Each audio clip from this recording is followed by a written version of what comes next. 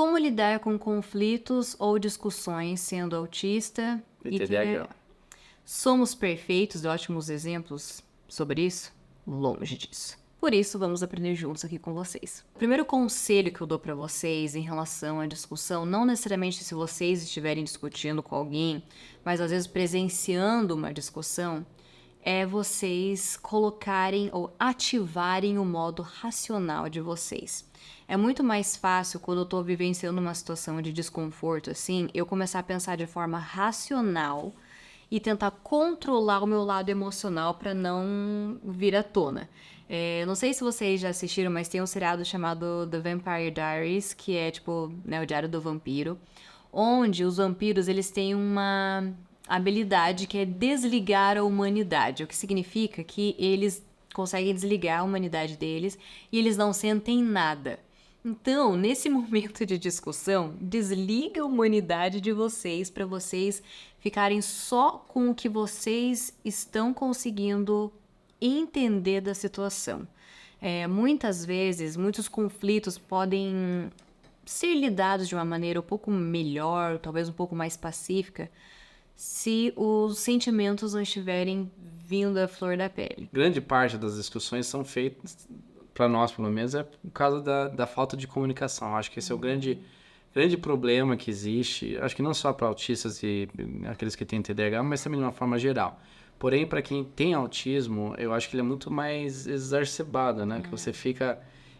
acho que essa falta de comunicação, e eu por ter meu TDAH, a gente acaba... Mais difícil ainda. Então, eu acho que a maneira que a gente tem encontrado, pelo menos para solucionar, como a Vale falou, né? Tipo, tenta ser o mais racional possível e encontrar um meio termo, né? Porque se a gente levar os extremos, e tendo autismo e tendo TDAH, eles são extremos de uma certa forma e acabam fazendo com que existe uma falta de comunicação muito grande entre nós. E é difícil porque, por exemplo, pra mim, quando acontece uma situação que envolve o meu autismo, tipo, alguém falou alguma coisa com literalidade, não entendi, ou alguém falou uma coisa que me doeu, é muito fácil eu só falar, só ajo de forma racional. É fácil, mas na hora que você tá ali, você...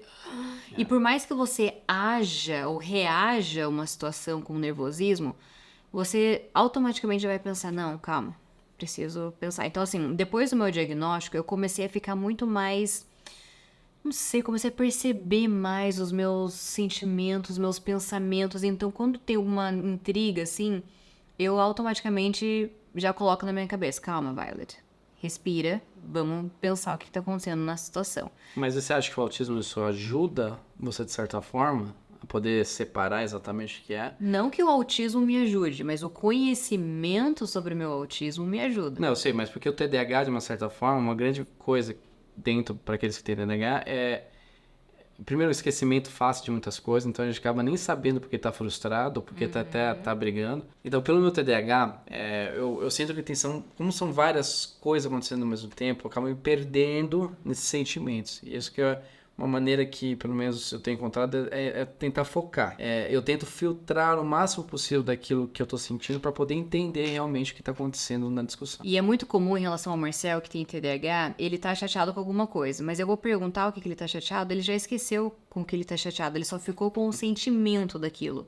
E eu percebo que eu, como autista, eu também tenho isso de, assim, eu não sei, tipo, você tá com o sentimento quando você tá chateado, e eu não sei o que eu estou sentindo. Tipo, eu tô com algum sentimento, mas eu não conheço. Eu acho que eu não conheço todos os sentimentos, eu não sei verbalizar todos os sentimentos. Às vezes eu posso estar frustrada, às vezes eu posso estar decepcionada, às vezes eu posso estar chateada, magoada, mas eu não sei qual desses sentimentos que eu tô sentindo, então às vezes fica difícil, né?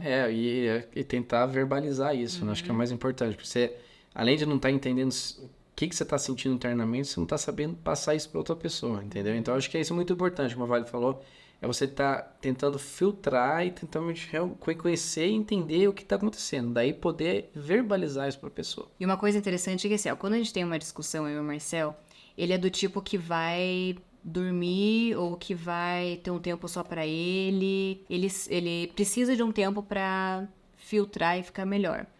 Eu não, eu sempre fui do tipo de, não, vamos sentar e resolver aqui agora.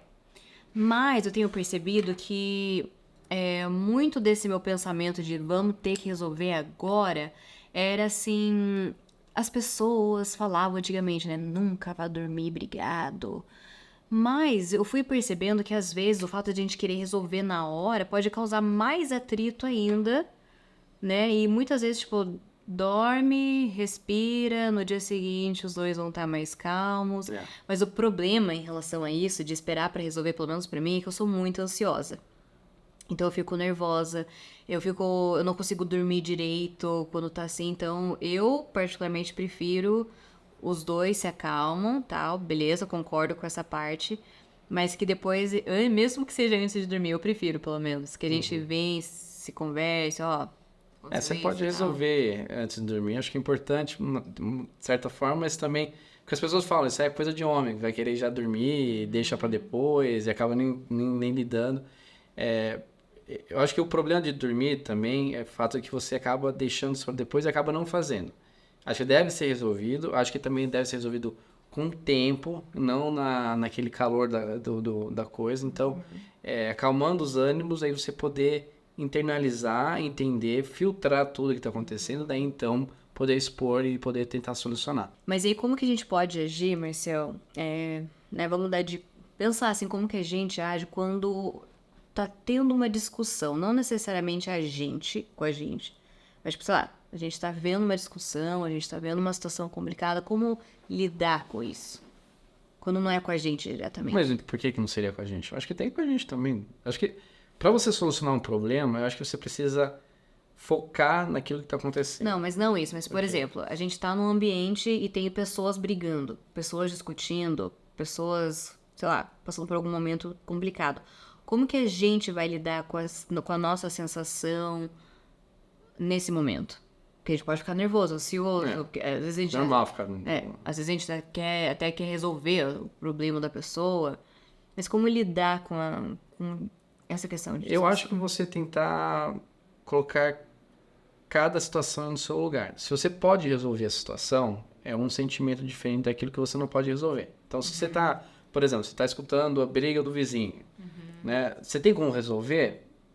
Provavelmente não. Mas, ó, por exemplo, eu sou uma pessoa que eu sugo tudo. Então, se eu tô ouvindo uma discussão... Você vai sofrer. Eu vou ficar sofrendo aquilo mesmo. Nossa, como que tá? Ainda mais que eu não vou estar sabendo direito o que aconteceu. Pois é, e eu acho que é isso. Você está sofrendo com um desconhecido. Apesar de você estar escutando e achando que você está sabendo mais ou menos, não sei que seja uma coisa extrema, ter barulhos, né, que você possa pensar o que está acontecendo. Mas, assim, de uma certa forma, você está levando o desconhecido para você e está, né, internalizando uma coisa que não tem nada a ver. Isso não tem como solucionar, né, priori. E Então, eu eu acho- acho que é isso. Peraí, eu acho que aquele conselho que eu dei de ser racional, agir de forma mais racional, quando a situação não é com a... Digamos, a gente tá brigando. É difícil a gente ser racional, Sim. porque só vai acontecendo ali, eu vou sofrendo, chorando e tal.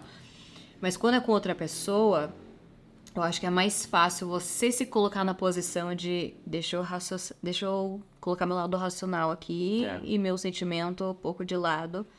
Pra eu ver a situação de fora. Posso resolver? Posso ajudar? Não. Então, Então, tira você de cena. Então, por isso que é importante entender qual que é a situação, internalizar aquilo que realmente precisa ser internalizado, entender, né, qual a sua posição naquilo que está acontecendo, se você pode resolver ou não. Né? Então, levar o teu sentimento. Mas a gente acaba se levando muito fácil no nosso sentimento. Né? Então, acho que para você, pelo teu autismo, eu acho que você vai de 0 a 100 muito mais rápido, né? Eu, pelo meu TDAH, eu também vou de 0 a 100 muito rápido, mas eu acho que eu tenho a capacidade de esquecer muito mais rápido. Então, eu acho que o meu que já muda a ficha e já vou para outra, entendeu? eu vou guardando, vou juntando. E eu sou uma pessoa assim que eu sou difícil de me abrir, talvez por não saber me comunicar. Eu posso dizer que depois do meu diagnóstico eu tô bem melhor, mas eu sempre tive essa questão de esponja. Eu sempre fui que sugava. Eu aguentava quieta. Mas a hora que explodia, Aí é daí... tudo, né? Sabe? Então, acho que isso é importante a gente saber também, tipo, até onde que a gente vai. Porque, assim, às vezes a gente vai aguentando coisa, aguentando, e o nosso corpo precisa entrar em ação pra mostrar que a gente não tá bem. Aí a gente começa com dor de cabeça, com, Crise sei lá, de ansiedade. uma crise de ansiedade, alguma dor de barriga, estômago. Então, por isso que é importante, acho que talvez a segunda dica realmente é você impor limites, né? Acho que você deve ter limites impostos para você poder, então, saber que, pô, se eu passar daqui, eu vou acabar passando mal, vai acontecer uma coisa. E a nossa terceira dica é de evitar interrupções. Eu, como TDAH, eu tenho muita tendência a interromper outra pessoa falando. Agora sai isso muito bem. E não é nem por mal, Não né? é por mal, mas é que é uma tendência natural nossa, entendeu? Então Só não é vai, porque né? só vai, acaba acontecendo, a gente e essa impulsividade acaba fazendo com que o conflito fique ainda pior, eu sinto. Então, a minha dica pessoal mesmo com o TDAH é evitar que aconteça isso. Então,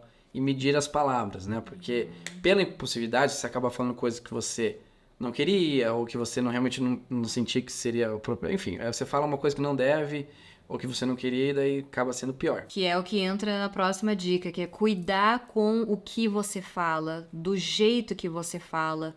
Autistas tendem a ser muito literais, então às vezes um comentário pode ficar gravado na nossa cabeça, pode ficar muito dolorido, a gente pode ficar sempre pensando aquilo, sabe, tipo aquilo de, eu falei aquilo só porque eu tava magoado. A gente sempre vai achar que é aquilo. Então, por exemplo, vamos pensar num exemplo besta.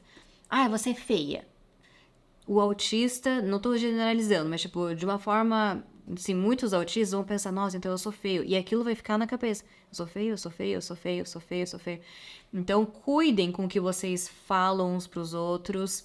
E pros autistas que ouvem algumas coisas que podem ser negativas, eu sei que é difícil, né, eu só falar isso, mas tipo, tenta não absorver. E saibam que é muito comum pessoas típicas falarem coisas que vão magoar o outro, sabe? Tipo, às vezes você tá na rua, alguém xinga você, às vezes ela nem vai lembrar que xingou você mais, ela nem vai lembrar da tua cara.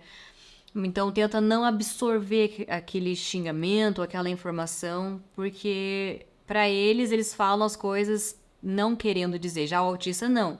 Quando a gente fala uma coisa pra alguém, a gente realmente quer dizer aquilo. Por isso que a gente tende a evitar não falar coisa negativa. E nossa quinta e última dica é de você escutar pacientemente o outro e procurar soluções e não culpados. É muito importante a gente focar no que é o certo ou no que precisa ser resolvido e não ficar, mas eu fiz isso, mas você fez aquilo, mas né, a gente ficar jogando pro outro vai ficar só criando uma bola de neve. Então, lidar com o que precisa ser lidado é a melhor solução. E é claro que a gente também, como casal, a gente tem milhões de coisas para melhorar um com o outro, e é por isso que a gente gosta de estar falando sobre isso, porque todo mundo está em constante evolução, todo mundo precisa estar melhor do que no dia anterior, né? E assim vai indo, a gente precisa ir aprendendo, e todo mundo é humano, todo mundo erra, mas permanecer naquele erro não tá certo, né? Então a gente precisa ir melhorando e dar o nosso melhor. E entender que você tem que escutar para você poder realmente chegar a um ponto em comum, né? Por isso que a gente colocou essa dica meio que junto, os dois, porque você, escutando atentamente e sabendo exatamente o que deve ser feito, você vai conseguir achar uma solução, né? E como a Vale falou, não é quem, mas o que é importante. E você só chega a essa solução escutando a outra pessoa. A gente sabe que existem milhões de conselhos em relação a relacionamento, discussões, conflitos e tal. É claro que a gente tentou abordar um pouquinho não só de relacionamento, mas também, né, relacionamentos em geral, não amorosos, né, com cônjuge, namorado e tal. Mas se vocês quiserem saber um pouquinho mais, se vocês quiserem que a gente debata um pouco mais sobre esse assunto, deixa aqui nos comentários que a gente traz mais pontos, mais conselhos, mais dicas. E também deixe aqui suas dicas e daquilo que você já fez, né? Nas situações que aconteceram com você aqui embaixo, comente, para que a gente possa discutir um pouco e possa falar abertamente, realmente, como a gente possa encontrar, né, uma maneira que seja saudável para todos nós podermos resolver conflitos e outros problemas. E é isso, gente. Espero que vocês tenham gostado. Curtam esse vídeo, compartilhem, se inscrevam no nosso canal e até o próximo. Tchau!